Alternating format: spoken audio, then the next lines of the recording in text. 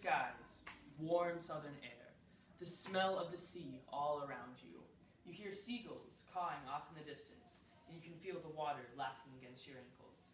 You dive into the water and are instantly transported into an entirely different world. Last winter, I had the opportunity to go to the Caribbean, and I have also had a love of the ocean my entire life.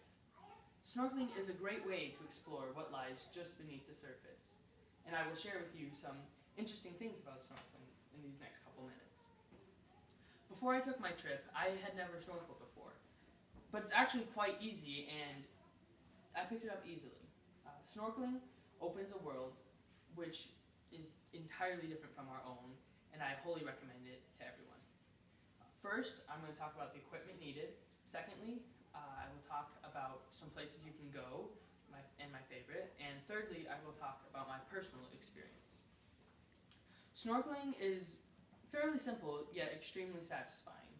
It requires next to no equipment, swimsuit, goggles, breathing tube, and depending on where you go, an optional life jacket.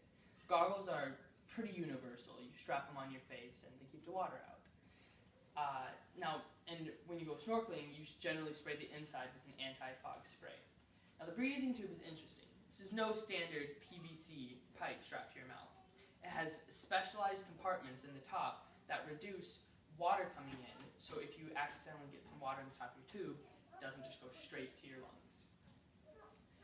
Now that I've shown you some of the things that you would need, next I will tell you about some places where you can go to snorkel. There are many, many good places to snorkel in the world. My favorite happens to be Belize. Belize is a small country in the middle of Central America. It contains rainforests, jungles, wetlands, and some of the best areas in which to snorkel.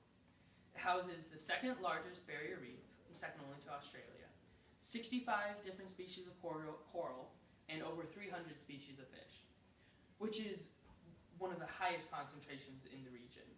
Sprinkled throughout the waters are numerous keys, which are small coral islands. Now I will tell you about my trip and my personal experience snorkeling.